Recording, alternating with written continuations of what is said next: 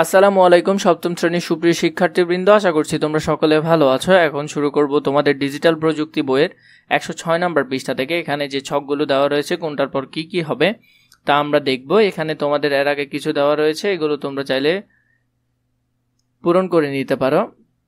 আগামী সেশনের প্রস্তুতি, নাগরিকের সহজেই সেবা প্রদানের জন্য অনেক প্রতিষ্ঠান এখন মোবাইল অ্যাপ তৈরি করেছে।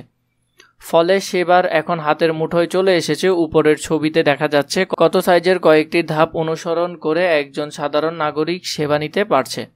তাহলে আমার সিটি কর্পোরেশন, পৌরসভা, ইউনিয়ন পরিষদের সেবাগুলো পাওয়ার জন্য যদি এমন একটা অ্যাপ তৈরি করতে হয়, তাহলে সেটার জন্য পরের পাতায় দেওয়া ফ্লোচার্টটি আমরা বাড়ি থেকে পূরণ করে নিয়ে আসব। এখানে কোনটির পর কি কি হবে তা আমরা এখন দেখব। প্রথমে দিতে হবে তোমাকে লগ ইন রেজিস্টার, এরপরে করতে হবে সমস্যা নির্ধারণ করতে হবে।